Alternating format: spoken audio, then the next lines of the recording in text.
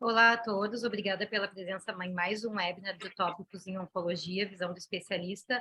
E hoje eu tenho o prazer de chamar dois colegas, um vai dar aula e o outro vai apresentar o palestrante. Então, eu vou pedir para o Rui assumir essa função de apresentar o nosso palestrante de hoje. Oi, Dani, tudo bem? É um privilégio poder fazer esse link e ter convidado o Alan para estar conosco. Antes de mais nada, o Alan é meu amigo pessoal de muitos anos, nós fizemos uma parte das nossas formações juntos e, como eu dizia antes da gente iniciar a gravação, como toda pessoa brilhante, uma das características do Alan é a humildade. Então, se eu não disser o currículo dele, ele certamente não vai dizer.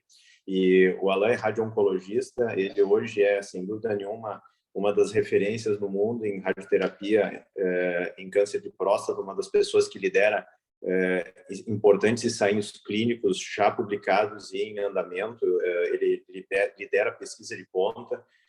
O Alan começou a formação dele em Porto Alegre, na radioterapia no Hospital Santa Rita, e depois ele foi para o Canadá, onde ele fez o fellow dele na McGill.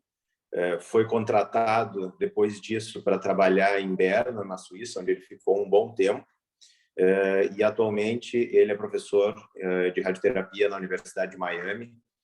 Se eu não esqueci de nada, Alan, esse é uma breve história dessa tua brilhante carreira. Obrigado por tu disponibilizar o tempo aí. E sem dúvida para os nossos residentes é um privilégio poder contar aí com a tua disponibilidade. Muito obrigado, Rui. Obrigado pelo convite. O mais importante é a nossa amizade, enfim, manter os laços com vocês e contigo, Rui, em especial, é muito importante.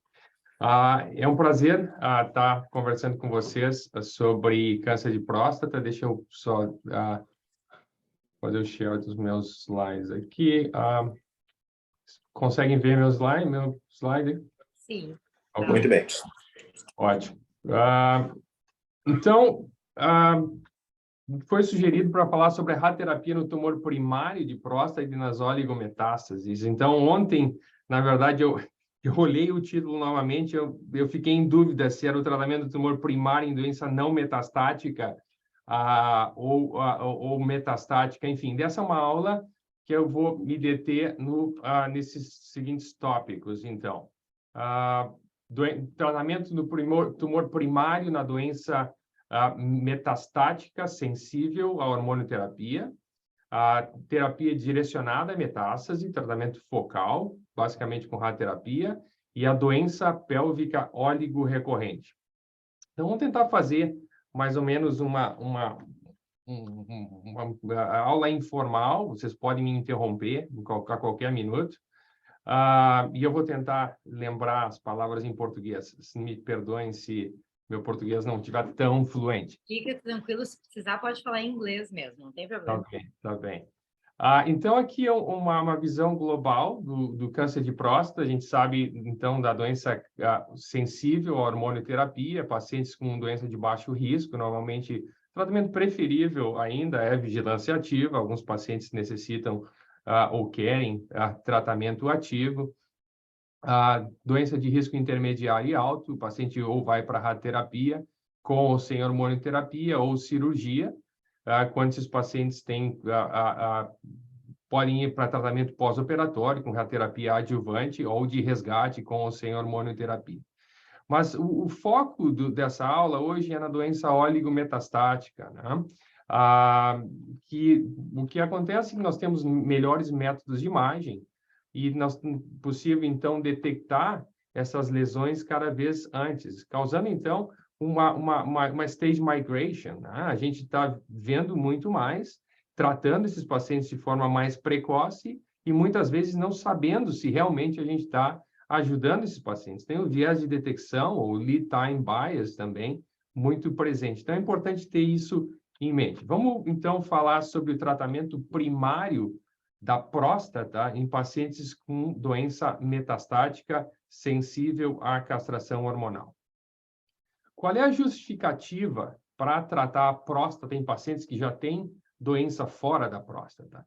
Então, em torno de mais de 50% dos pacientes vão desenvolver alguns sintomas locais. Talvez uma avaliação precoce pode nos dar uma oportunidade de oferecer uma melhor qualidade de vida ou prevenir algumas complicações futuras. Essa seria uma das justificativas. Mas o que eu acho interessante é a justificativa biológica, né? Então, o câncer de próstata, a progressão do câncer de próstata, tanto do ponto de vista monoclonal ou policlonal, na literatura a gente não tem um consenso bem definido. Eu acho que novos dados ainda mostram que há uma policlonalidade desde o início. Então, com a progressão da doença e a exposição a vários tipos de tratamento, as células se tornam cada vez mais resistentes e é um processo de progressão policlonal, seleção clonal, cada vez com doença mais agressiva, até o câncer de próstata neuroendócrino, e tamanha heterogeneidade, de acordo quanto mais avançado o tumor está. Então, se a gente hablar, ou se a gente tratar a célula, o tumor primário, talvez a gente está removendo a maior fonte dessa contínua onda de metástases, né? Então, parece lógico. Outra coisa é uma hipótese de que o tratamento da lesão primária vai melhorar a resposta ao tratamento sistêmico. Isso é uma hipótese, mas do ponto de vista clínico, a gente pode usar alguns exemplos de ensaios clínicos, tipo o ensaio clínico que comparou hormonioterapia versus hormonioterapia mais radiação, mostrando um aumento de 30% da sobrevida global nesses pacientes. Ou seja, é possível que o tratamento local facilite, então, e melhore o tratamento sistêmico em câncer de próstata. Importante lembrar que a terapia ablativa é uma estratégia bastante eficiente para erradicar a heterogeneidade intratumoral e a seleção clonal, com potencial, como eu falei, efeito regional e também sistêmico. Do ponto de vista biológico, há muitos trabalhos pré-clínicos mostrando que não somente a radioterapia, mas a cirurgia, né, tem esse efeito de diminuição de vários fatores inflamatórios e diminuição de CTCs, de células tumorais disseminadas, enfim, fatores moleculares bastante importantes com o tratamento local e também uma diminuição da interação, obviamente, do tumor primário com as células à distância, com as metástases à distância. E quando a gente trata a metástase directed therapy com radioterapia, há uma liberação de vários antígenos tumorais e um desencadeamento de uma cascata imunológica bastante importante, que muitas vezes vai contra, mas de forma geral, se acredita que é como uma vacina, né, com a liberação de células T citotóxicas, que pode ter um efeito sistêmico importante. Isso, enfim,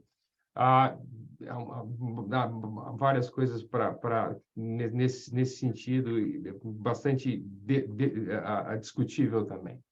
Há vários estudos não randomizados, observacionais, mostrando que a radioterapia local melhora o controle local e melhora a sobrevida nesses pacientes.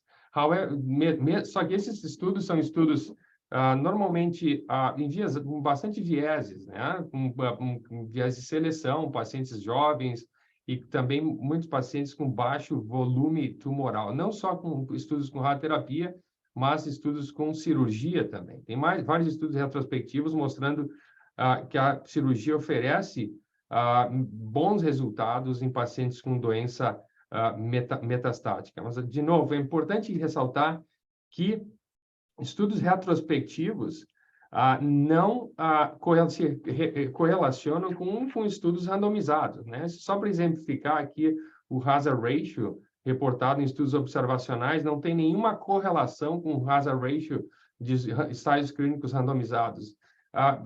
Esse é para fazer o ponto de que se a gente quer medir eficácia, não, mesmo em estudos grandes e retrospectivos com bases populacionais, não são confiáveis. A gente precisa ensaios clínicos randomizados. Então, vamos começar a falar sobre alguns dos ensaios clínicos testando tratamento local em pacientes com câncer de próstata metastático. O primeiro estudo foi um estudo holandês, o HORA Trial, um pouco mais de 500 pacientes. Esse estudo mostrou que pacientes receberam hormonoterapia ou hormonoterapia mais radiação para a próstata. Não houve melhora da sobrevida global, tá? É um estudo negativo. Não houve nenhuma diferença significativa em subgrupos, em termos de números de metástase. No entanto,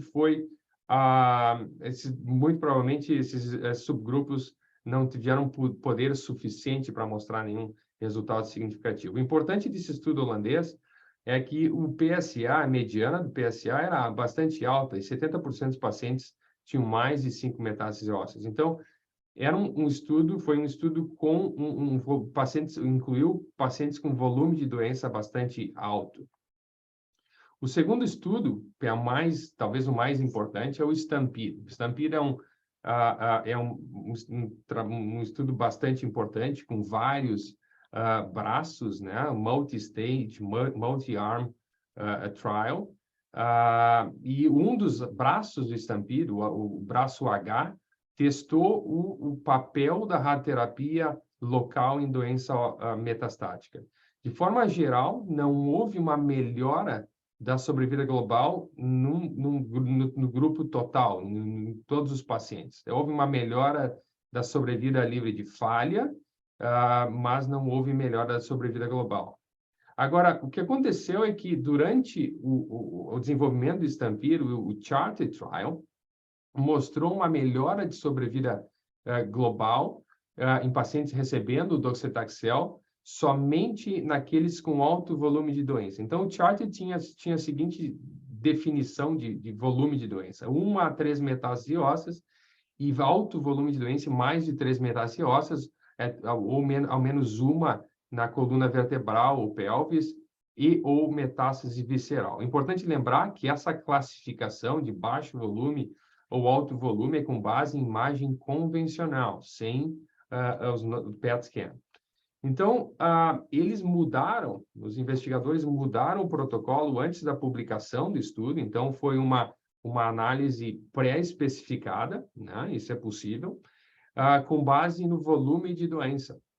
E eles viram que para pacientes com baixo volume de doença, sim, a radioterapia para a próstata aumenta a sobrevida global, e é um aumento significativo, de 73% para 83%. Né? Então, hazard ratio de 0,68. O NNT de 8, né? A gente precisa tratar 8 doentes para evitar uma morte por câncer de próstata em pacientes com doença metastática de baixo volume. Teve o STOP-CAP, que é a revisão sistemática e meta-análise, envolvendo basicamente esses dois trials que eu mencionei. Esses eram os fracionamentos de radioterapia utilizados. Interessante que há uma diferença, uma heterogeneidade nos schedules de radioterapia. O STAMPEDE usou 36 grays em 6 frações, frações semanais, então 6 grays por semana por 6 semanas, o que é bastante conveniente para pacientes, provavelmente para pacientes com baixa performance KPS, ou 55 grays em 20 frações diárias em 4 semanas. Então, esse é o fracionamento do STAMPEDE. O HOROD usou 70 grays em 35 frações em 7 semanas, ou 57,76 em 19 frações em 6 semanas. Essa meta-análise mostrou que a radioterapia para a próstata aumenta a sobrevida global em 3 anos, em torno de 7%, para pacientes que têm menos de 5 metástases, né? Com base em métodos de imagem convencional. Esse é um estudo um pouco mais novo, depois é uma subanálise do STAMPEDE, mostrando, então, confirmando o benefício de sobrevida global e sobrevida livre de falha em pacientes com 1 a 3 metástases ósseas. Também demonstrou o benefício em termos de sobrevida livre de progressão para pacientes que têm M1A, pacientes que têm linfonodos extra-abdominais sem metástase visceral. A radioterapia da próstata é custo-efetiva, né? Esse é um estudo, acho que foi o ano passado, perdão, não botei o ano aqui, 2021. que melhora, que melhora a qualidade de vida, então, pelo menos padrões de saúde norte-americanos, e foi considerada custo-efetiva nesse cenário, levando também em consideração todas as possíveis drogas que seriam usadas subsequentemente em caso de progressão. A grande questão é que o tratamento sistêmico em doença metastática tem melhorado muito nos últimos anos. Como vocês podem ver aqui, 2013 somente hormonoterapia, 2015 docetaxel, AB, agora outras hormonoterapias de segunda geração, APA, ENZA, triple therapy, a triplet therapy agora. Então, várias novas drogas têm melhorado a sobrevida global em câncer de próstata. Então, a questão é qual o papel da radioterapia na próstata nesses pacientes, né? A gente não tem essa resposta ainda, porque se controlar melhor a doença sistêmica faz alguma diferença tratar a próstata nesses pacientes, a gente não sabe. Tem 2 estudos que podem responder essa questão. Um é o PEACE-1, que foi apresentado na ESMO o ano passado. O PEACE-1 randomizou pacientes com doença metastática sensível à castração hormonal, randomizou para standard of care e abiraterona, standard of care e radioterapia, abiraterona e radioterapia. Esse braço do estudo foi apresentado no ano passado e muito interessante que o tratamento triplo com hormonoterapia, docetaxel e AB apresentou uma melhora de sobrevida global bastante significativa, hazard ratio de 0,75%. Esse braço ainda não foi publicado. Alguns dizem que não tem poder suficiente, então a gente está aguardando ainda esses resultados. O SWOG 01802 é um estudo do Brian Chapin, de MD Anderson, que tenta também responder essa pergunta, qual o valor da radioterapia local em pacientes com doença metastática em vigência de terapia sistêmica máxima e mais contemporânea. Então, os pacientes são randomizados a SST, que é o Standard Systemic Therapy, mais o tratamento definitivo da próstata.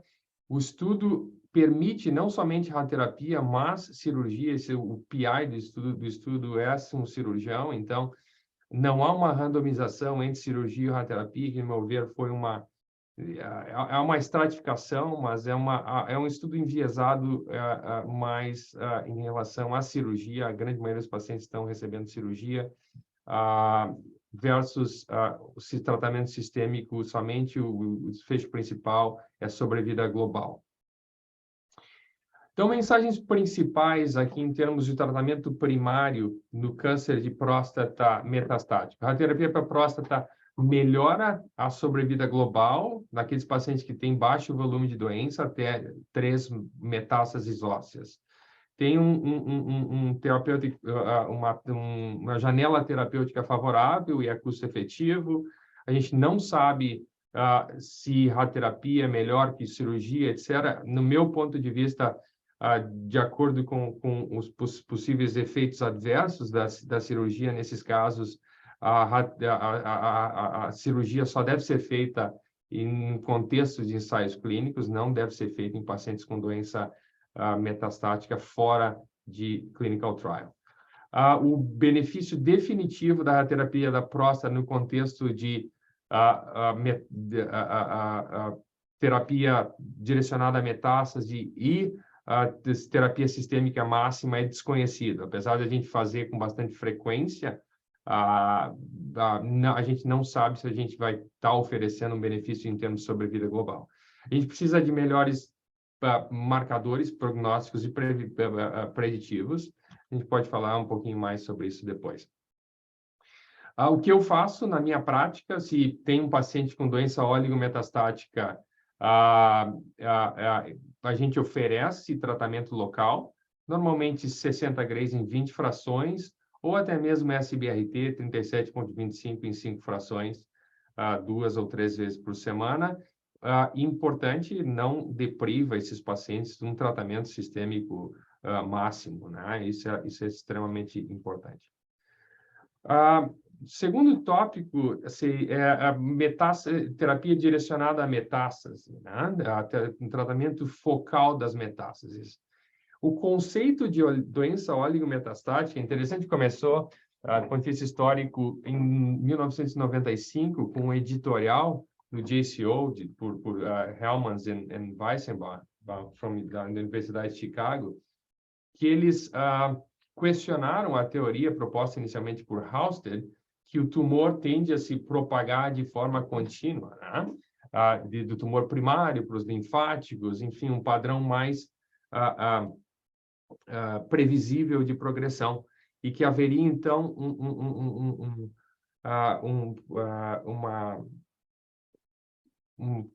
haveria uma forma intermediária de progressão, em que os tumores se comportariam de forma mais indolente, né? Um estágio intermediário, né? Em vez do totalmente agressivo e uma disseminação sistêmica. A definição de doença oligometastática, ela ainda é heterogênea, ela é com base de imagem de número de metástases. A gente não tem ainda bons marcadores clínicos ou moleculares, e, de forma geral, mais ou menos em 5 metástases, a gente define doença oligometastática. Só que é uma definição bastante arbitrária. A questão é que a doença oligometastática é um espectro de doenças e necessita ser melhor classificada do ponto de vista biológico, né? Porque não somente no que a gente vê em métodos de imagem. Esse é bem interessante, é uma classificação da Estro, do estado de doença oligometastática mais dinâmico. Então, eles classificam a doença oligometastática de novo, oligometastática sincrônica. Então, o diagnóstico do tumor primário da oligometástase, o tempo, né, o intervalo diagnóstico é de menos de 6 meses. A doença oligorrecorrente metacrônica, em que o diagnóstico do tumor primário e da oligometástase é mais de 6 meses, sem tratamento sistêmico, né? E a oligoprogressão metacrônica, que seria o diagnóstico do tumor primário e da oligometástase com um intervalo de mais de 6 meses, em vigência de terapia sistêmica. Então, é importante, quando a gente está analisando um caso de doença oligometastática ou lendo um trabalho sobre doença oligometastática, tentar identificar onde o doente está localizado, qual a classificação da doença oligometastática. Importante, obviamente, saber como essa doença foi detectada, assim, em métodos convencionais de imagem ou em PET scan, se a doença oligometastática é em osso, linfonodos ou doença visceral, o prognóstico completamente diferente, se é de vigência de hormônio de tratamento sistêmico ou não, ou se a doença é sensível ou resistente à castração hormonal. O Saber Comet é um trabalho bastante importante, inicialmente publicado pelo David Palmer, no Lancet, em 2019, que talvez começou a melhorar, a fazer com que as pessoas levassem um pouco mais a sério a terapia direcionada às metástases, e começou a melhorar o nível de evidência para justificar esse tipo de tratamento. Então, incluiu pacientes com 1 a 5 metástases. A biópsia do tumor primário não era requerida, mas preferida. Métodos convencionais de imagem, né? E o desfecho primário era sobrevida global. Importante do Saber Comet é que, em termos de câncer de próstata, muito poucos pacientes com câncer de próstata foram incluídos aqui, vocês podem ver. E é um grupo bastante heterogêneo, com vários tipos de histologias não somente de câncer de próstata. As doses de radiação que foram usadas de forma bastante heterogênea também, se a doença metastática era no pulmão, osso, a metástase cerebral, fígado ou adrenal. Então, esse é uma coisa também bastante discutível, como a gente está tratando com radiação essas metástases à distância. Há uma grande variedade de fracionamentos e também como a gente prescreve a radiação. Isso talvez seja um tópico para outra aula. Então, o que o SABR-COMET mostrou? Que houve uma melhora da sobrevida global e sobrevida livre de progressão. Houve um aumento de 22 meses na sobrevida mediana. Foi um aumento bastante significativo, né? De 17% para 42% em 5 anos. Então, tratar as metástases com radiação,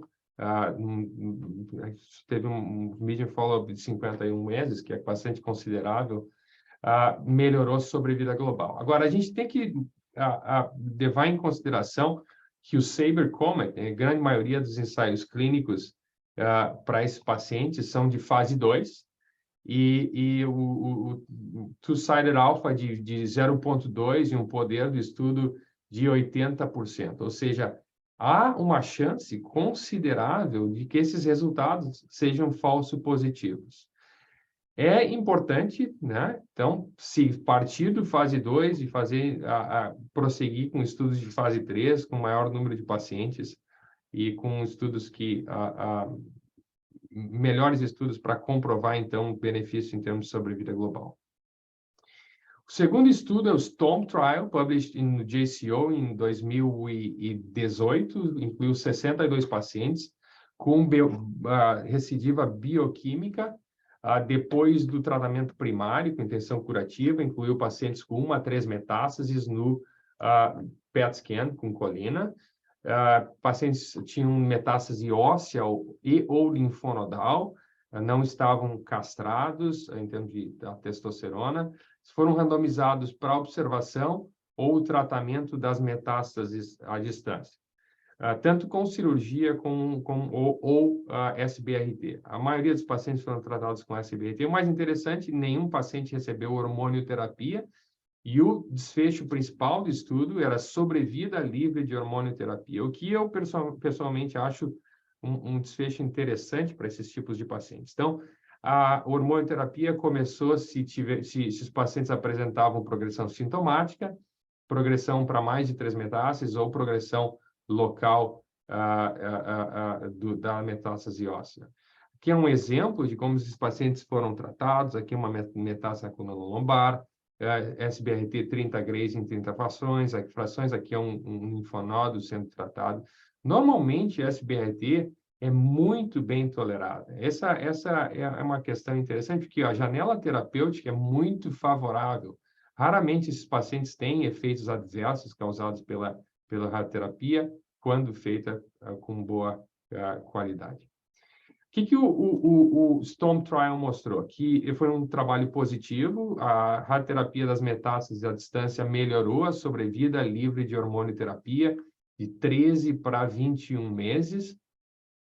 A qualidade de vida foi similar nos 2 braços, mais pacientes apresentaram toxicidade grau 1 muito baixa, ou seja, foi um trabalho positivo, mostrando, então, como o tratamento é favorável. Mas, de novo, esse foi um estudo com um número de pacientes bastante baixo, fase 2, com um poder baixo, necessita fase 3. O que esse estudo mostrou também de forma interessante é que alguns dos pacientes que foram observados apresentaram melhora do PSA, ou seja, há uma necessidade importante de mais estudos de forma prospectiva para confirmar a radioterapia direcionada a metástase como standard of care. Terceiro estudo do FUTRAN, publicado no JAMA Oncology, incluiu 54 pacientes com doença recorrente, doença sensível à castração hormonal, também com 3 metástases ósseas. Todos esses estudos são bastante similares. detectados por imagem convencional. O STOMP foi detectado com PET scan. Pacientes também tiveram um PSMA-PET na baseline, foram randomizados para SBRT, ou o SABRE, é a mesma coisa, ou observação. Aqui os fracionamentos de dose foram um pouco diferentes, e o desfecho primário era progressão aos 6 meses. Esse estudo mostrou que a radioterapia direcionada às metástases melhorou a sobrevida livre de progressão, que de 61% para 19%, bastante significativo. Também aqui a sobrevida livre de progressão bioquímica também melhorou de forma importante quando as metástases foram tratadas. Um quarto estudo do PMH é um single arm, a fase 2, 72 pacientes, 37 pacientes receberam terapia direcionada às metástases, quando eles tinham, então, tiveram a imagem com PET scan, quando o PSA começou a subir, depois do tratamento local máximo, com radioterapia e com cirurgia e radioterapia de resgate. Eles receberam, então, a radioterapia para todas as lesões que foram positivas ao PET scan, sem hormonioterapia. O desfecho principal foi resposta bioquímica. Muitos desses pacientes respondem muito bem, como vocês podem ver aqui. O controle do PSA em 60% dos pacientes, sobrevida livre de progressão bioquímica, ou sem evidência de qualquer progressão bioquímica em 22% dos pacientes. Ou seja, o que a gente tem visto, de forma geral, é que quando a gente trata as metástases à distância, a grande maioria dos pacientes a longo prazo, eles vão progredir, né? Mas há um subgrupo de pacientes que tem um controle da doença a mais longo prazo, mesmo sem hormonioterapia. Então, a questão é identificar de uma forma mais acurada quem são esses pacientes. Aí, de novo, a gente precisa biomarcadores, a gente precisa entender biologicamente quem são esses pacientes.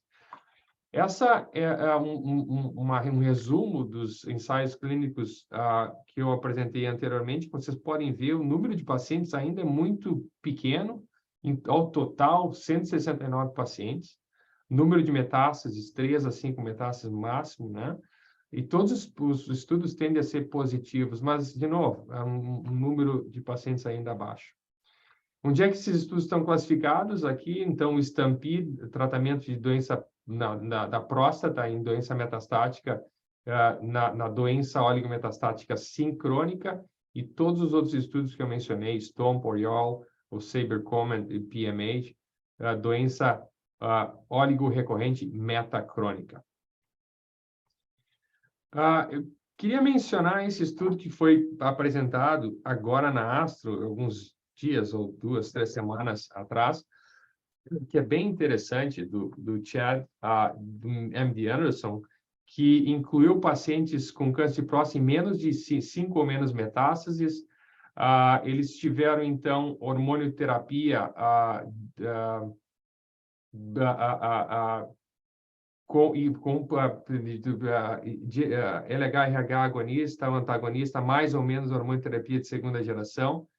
E eles recebem, então, foram randomizados, pacientes com doença oligometastática foram randomizados para 6 meses de hormonioterapia ou a radioterapia direcionada a metástases, de forma intermitente, né, se esses pacientes tiverem, então, progressão bioquímica ou radiográfica. Não, voltando ao contexto do hormone holidays, né, para doença metastática, o que eu acho muito interessante, eu acho que é um conceito que está voltando mais e mais, para dar uma folga do tratamento para esse paciente. O que esse estudo mostrou?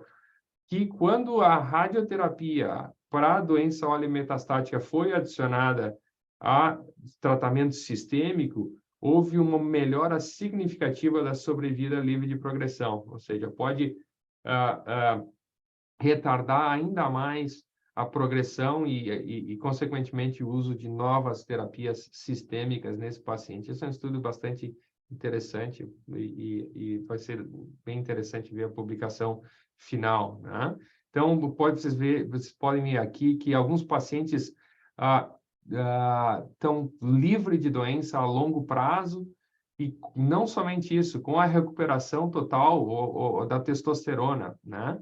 Esse é o Time to Event Analysis somente naqueles pacientes que recuperaram a testosterona, porque a gente pode pensar, ok, a gente está analisando o desfecho bioquímico, mas os pacientes podem estar castrados, né? Então, a castração somente é um retardo na incidência de eventos, mas o que eles mostraram aqui, mesmo nos pacientes com a recuperação da testosterona, o tratamento das metástases teve um papel positivo, né? Foi significativo. Então, as conclusões desse estudo, que a radioterapia direcionada às metástases combinada com a hormonioterapia como parte de um regime intermitente, melhorou a sobrevida de progressão sistêmica e o tempo sem a hormonioterapia. A radioterapia para as metástases ósseas combinada com a radioterapia, com a hormonioterapia, como parte de um regime intermitente, melhorou o tempo com a testosterona normal, o paciente eugonadais. E a hormonioterapia intermitente em combinação com a terapia direcionada à metástase pode facilitar o tempo desses pacientes podem se manter com a testosterona normalizada, com um excelente controle local para muitos pacientes e, obviamente, com melhor qualidade de vida. Então, meus take-home messages para SBRT em doença oligometastática é seguro, parece melhorar o tempo livre de hormonioterapia, melhora a sobrevida de progressão e pode melhorar a sobrevida global, no entanto, necessita ser confirmado em ensaios clínicos randomizados.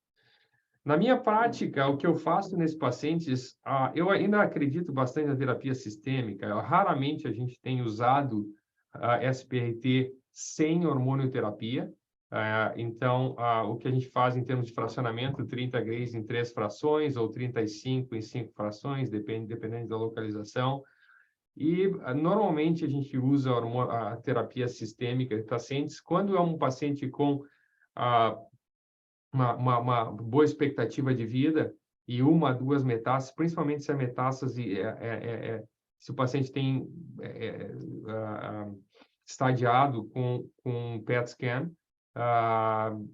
usa somente hormonioterapia por 2 anos, usando não somente a ADT, mas a hormonioterapia de segunda geração. Por 2 anos, aí para tudo e vê como o paciente se comporta, que não deixa de ser uma forma de hormonioterapia intermitente, porque, de forma geral, esses pacientes, muitos deles seriam o tratamento sistêmico contínuo, né? Agora, um terceiro tópico, rapidamente, doença óligo-recorrente pélvica, porque isso causa também bastante discussão no tumor board. A maioria desses pacientes, quando falham um tratamento local, eles ou progridem no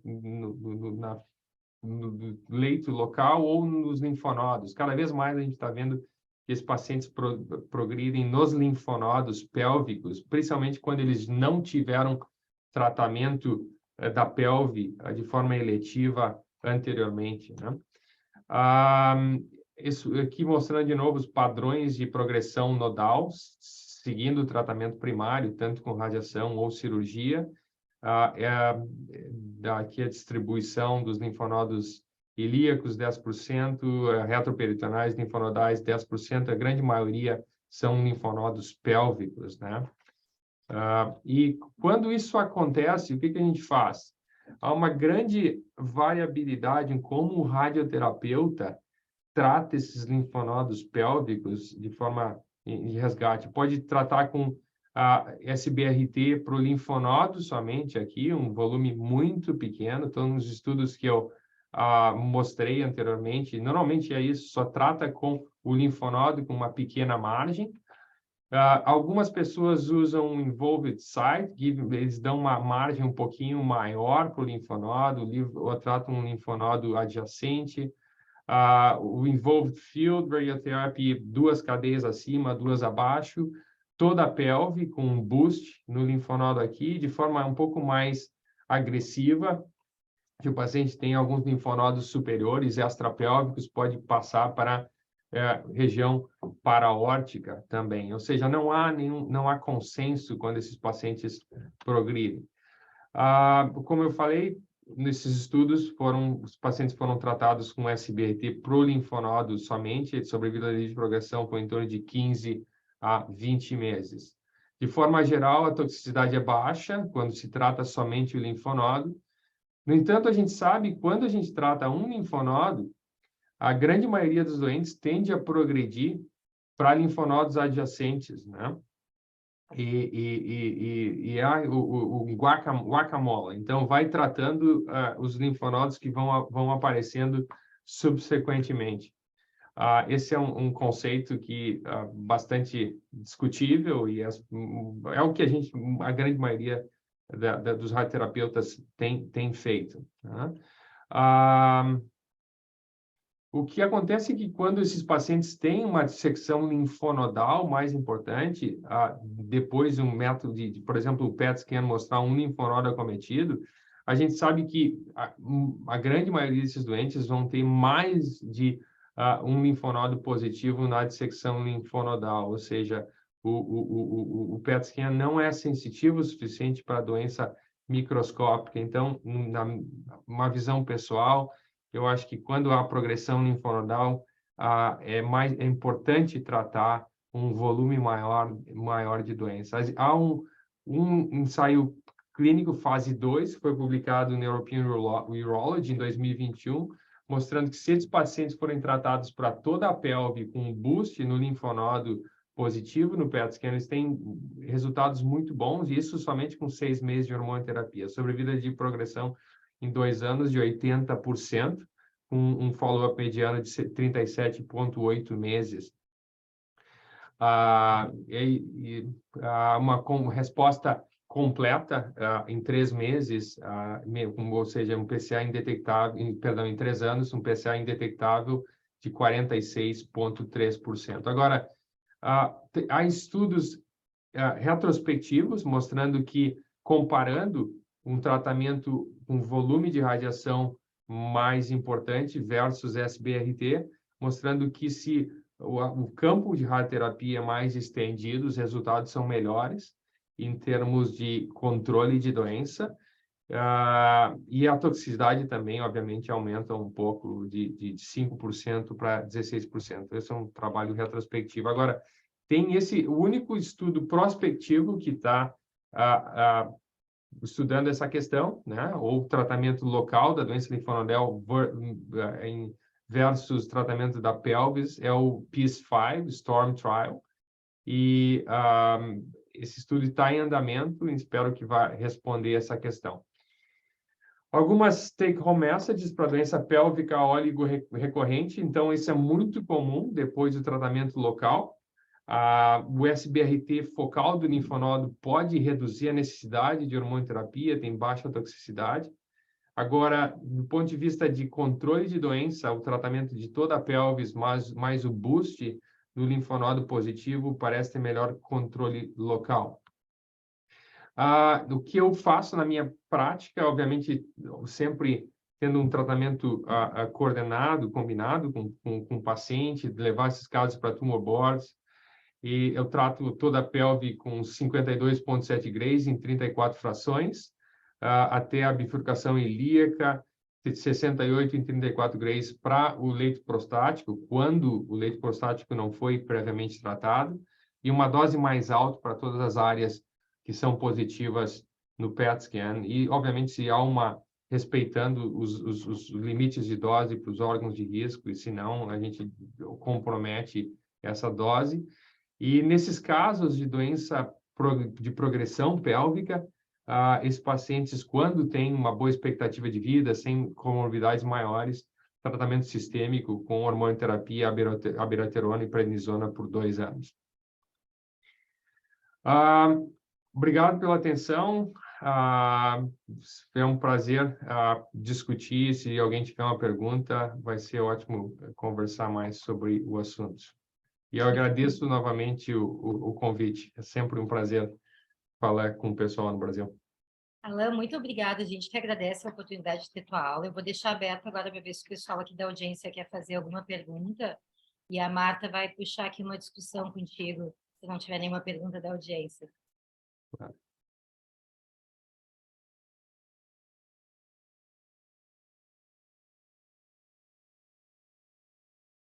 Alan, Marta, tu está no mudo. Deixa eu só fazer uma pergunta aqui para o Alan.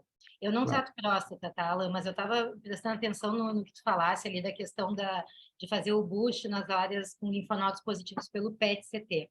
Em situações que no Brasil são muito frequentes de não ter PET-CT disponível, como é que tu fazes teu algoritmo? Como é que tu conduzes? Eu acho que dá para extrapolar para os... A questão é a detecção. Todos os estudos que mostraram o benefício da terapia direcionada à metástase, a grande maioria deles não usaram PET-CT. Então, os critérios de indicação e tratamento, para mim, não mudam. Talvez a questão é se esses pacientes têm doença oligometastática, nos métodos convencionais, e aí a gente faz um PET-CT e mostra que tem 10 metástases, a gente ainda tem que tratar as metástases, e quais metástases tratar? Aquelas que a gente vê no método convencional, aquelas que a gente está vendo no PET-scan. É muito difícil, né? É difícil responder essa questão. A gente tende a ser mais agressivo, a menos tentando, obviamente, respeitar os dose constraints. Eu acho que se não tiver PET scan, se há uma suspeita importante de linfonodo positivo na pelve, por exemplo, sem PET, a gente tende a tratar de forma normal, né? Sem PET scan. Não é um critério absoluto para o boost nesses casos. Perfeito, obrigada. Martinha, tu está no mudo ainda. Agora sim. Não sei se vocês estão me ouvindo. Me escutam? Uhum. Me escutam? Estamos. Uhum. Ai, Ela, super bom não só te vermos falar contigo. Eu estava falando e eu estava pensando aqui que eu podia ficar a tarde inteira. Passaram filmes de dezenas de pacientes meus, porque eu acho que a gente se depara hoje em dia com situações que fazem um mix de toda essa evidência aí. E especificamente sobre SBRT, eu acho que outro dia até a gente estava conversando, né? A gente tem um fenômeno que, apesar dos estudos serem fase 2, como os resultados são muito alentadores, que toda a equipe multidisciplinar é pró-SBRT. É raro a gente ter um tratamento que todo mundo advoga que seja feito, né? Então, o cirurgião não tem conflito, quer que a gente faça, o oncologista clínico nos encaminha, e a gente tem se deparado com algumas situações que não tão bem respondidas, mas com uma força, né, nos impelindo, às vezes, a fazer. Eu vi que, após cada, né, a abordagem do tópico, tu colocaste, né, de propósito super bem, qual é a tua prática, que é o que a gente quer ouvir. Eu queria te ouvir um pouquinho sobre o paciente oligometastático de novo. Eu adoro aquele slide que tu mostrou ali do guideline da EFA, porque, na verdade, mostra o quão difícil está a nossa prática hoje em dia, porque são múltiplos cenários e múltiplas definições do paciente oligometastático. Mas no paciente oligometastático de novo, a gente, no Brasil, no cenário privado, acaba usando muito PET-CT, PSMA. No cenário público, não. Tá? Mas o paciente, então, vem para a gente com PET com PSMA. E o paciente que a gente identifica com baixo volume de doença e com oligometástases que se enquadraria. Então, eu pelo menos fico um pouco no dilema, e o oncologista também nos coloca, nos provoca o que fazer. Eu vou tratar só como braço agado estampido, vou tratar só a próstata, e ele vai fazer hormônio, e eu vou tratar só a próstata.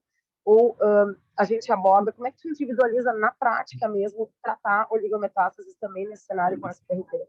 Yeah. A gente não tem nível 1 de evidência, né? Nesses casos, a gente não tem nível 1 de evidência em termos de tratar de forma curativa ou não. A gente tá sendo cada vez mais agressivo aqui no sentido de tratar pacientes com uma boa expectativa de vida. Se, por exemplo, tem um paciente com 60 anos com uma doença de risco intermediário desfavorável, mesmo alto risco, decide ter um PET scan para staging, aí mostra que tem alguns linfonodos pélvicos ou mesmo linfonodo paraórtico, né? ou uma metástase óssea. A gente tem tratado esses pacientes o tratamento local de forma agressiva. Muitos cirurgiões levam esses pacientes à cirurgia, o que eu não concordo, porque esses pacientes já têm doença sistêmica, eles vão precisar de tratamento sistêmico optimizado, de qualquer forma. Então, a gente acaba tratando a próstata, dose radical, trata os linfonodos, e uma coisa que a gente tem feito e que mesmo o tratamento paraórtico, né? A radioterapia paraórtica com um boost nesses pacientes, ou seja, há uma série de incertezas. A gente usa os prótons aqui para tratamento paraórtico, que parece ter um benefício em termos de toxicidade gastrointestinal, mas esses casos têm que ser levados para tumor board, porque não tem certo ou errado. Tem que discutir com o paciente. O que eu acho que a detecção da doença oligometastática com base em métodos de imagem mais novos é um stage migration. Simplesmente a gente está detectando antes. Se a gente fizesse PET scans nos pacientes que foram incluídos na grande maioria dos estudos do RTOG, do BOLA, etc., eles todos seriam oligometastáticos e eles se beneficiaram com tratamento local, melhora de sobrevida global em 30%. Então, o que a gente não pode deixar de fazer é deixar de dar tratamento local para os pacientes. Agora, tratar as metástases, essa é uma questão ainda um pouco mais debatível. O bom é que a grande maioria das vezes a SBRT não vai ter efeitos tóxicos maiores, e eu tendo a oferecer para os pacientes maximizar o tratamento. Não sei se eu respondi a sua questão, Martinha, mas respondeu super bem. Respondeu super bem. É um approach bem individualizado, né? Pacientes mais jovens com uma expectativa de vida boa, eu acho que não tem que oferecer o máximo de tratamento, né? E eu acho que tem uma coisa que tu falaste também super bem ali, que a gente ainda não teve biomarcadores para saber quem é que vai progredir com múltiplas lesões. Eu já tive paciente, então, que a gente começa fazendo SPRT focal numa oligoprogressão, ou, enfim, e aí, dali a alguns meses, a gente se depara com uma doença multimetastática, então aquilo ali não fez nenhuma diferença, né, naquele paciente. A gente não sabe ainda, né, eu acho que isso é esses pacientes, como separá-los do dia a dia. É um espectro. Tem um estudo publicado no JCO, eles combinaram, eu até ia colocar, acabei me esquecendo, eles combinaram todos os pacientes que tiveram NGS, Next Generation Sequencing, no STOMP e no ORIOL Trial, e tentaram estabelecer alguns biomarcadores interessantes. São pacientes mais alto risco genético e um risco genético mais baixo. Envolveu BRCA1, BRCA2, ATM e NRB1.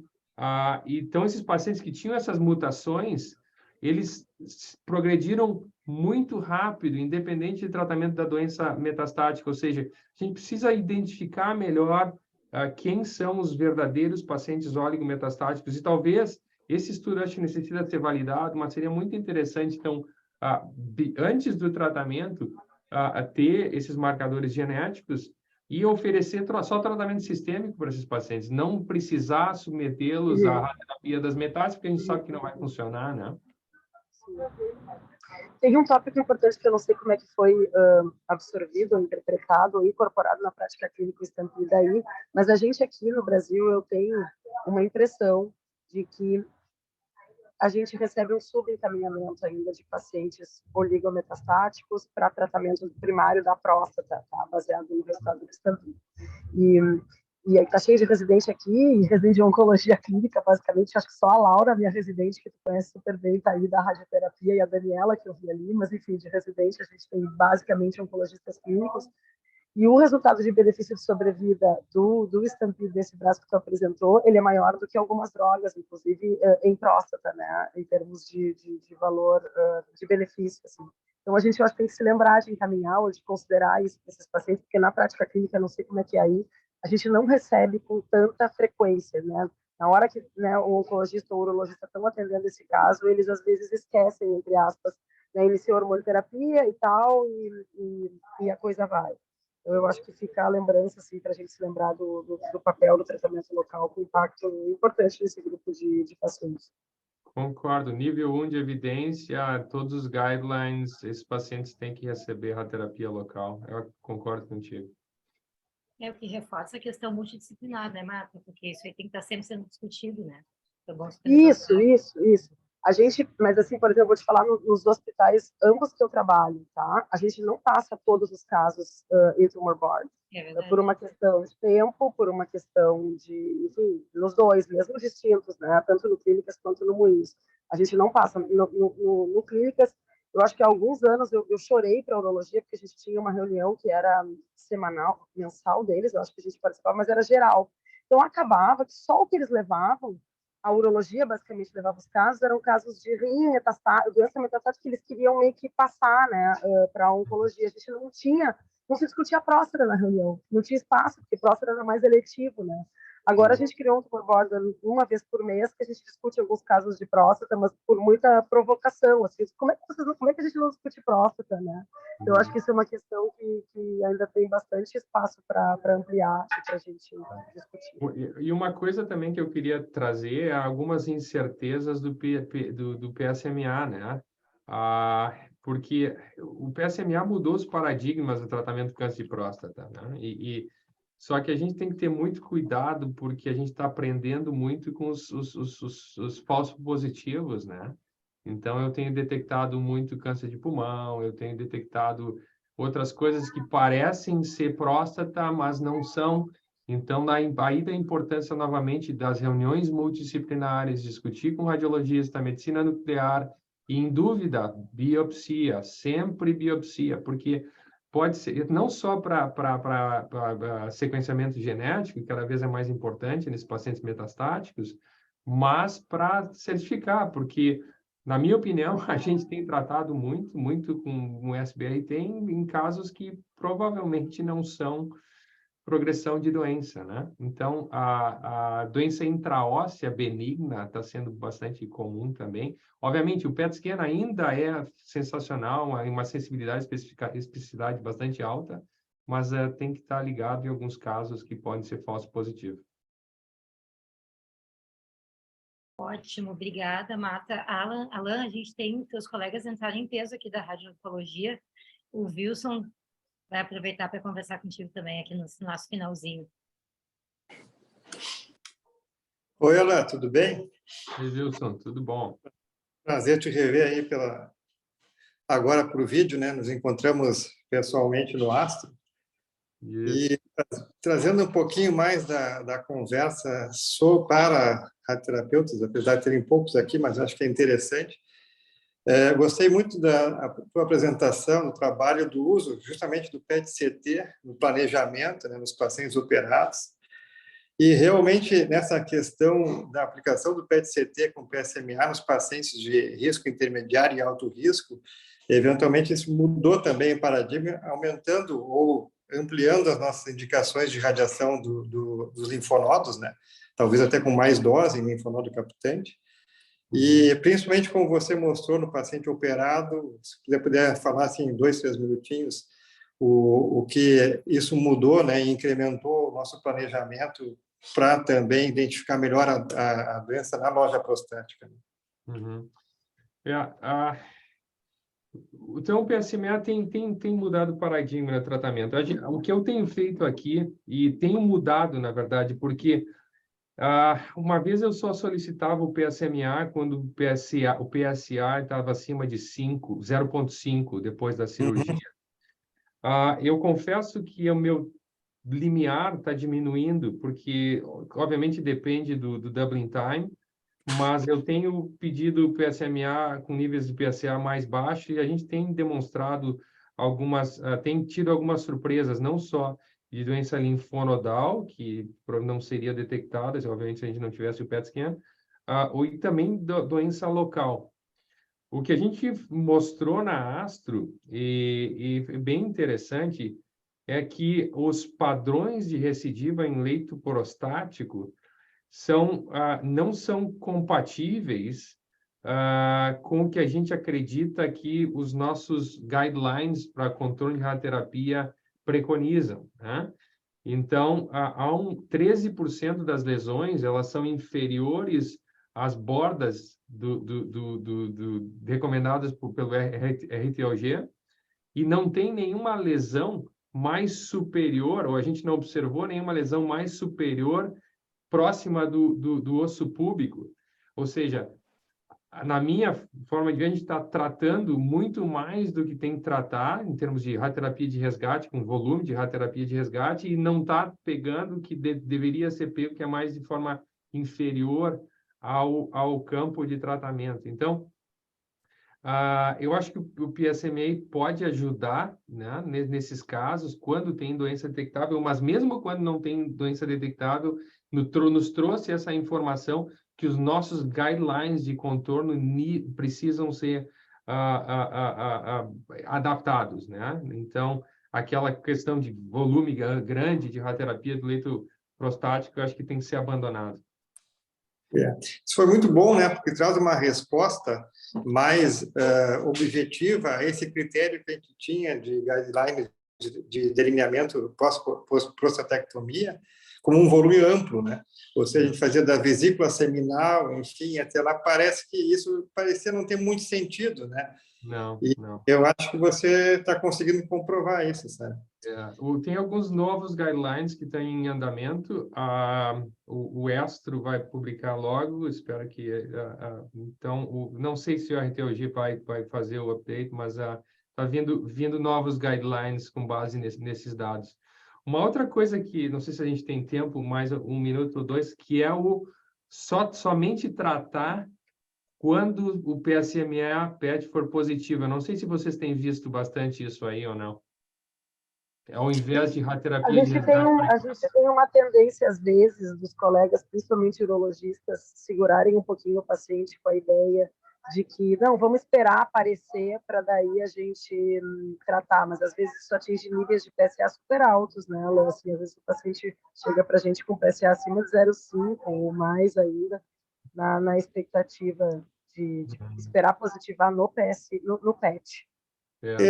É que eu acho aí também, ela entrava naquele paradigma que a gente estava preso até pouco tempo, que você comentou, que é qual o PSA que a gente vai pedir, ou qual é o limite da técnica em relação ao PSA, que parecia ser 0,5, 0,6, então a gente teria que esperar até esse momento. Aqui a gente está vendo que está se fazendo diagnóstico com PSA mais baixo, 0,3, 0,2, mas ele também não tem assim o seu melhor, digamos, momento em taxas de captação e positividade nesse valor de PSMA, né? Acho que ainda a gente continua com uma certa dificuldade de ou vai usar o padrão do PSA ou vai também acompanhar com a imagem, né? A questão é que eu não deixaria, está muito cedo para a gente abandonar a terapia de resgate, mas talvez isso seja tópico para outra aula, porque isso é outra discussão, que isso é um tema bastante bacana para discutir. A Marta me mostrou um estudo que está aberto no Manhãs de Vento, que eu achei bem interessante, que tem um dos braços que é de observação somente, né? O Primordium Trial.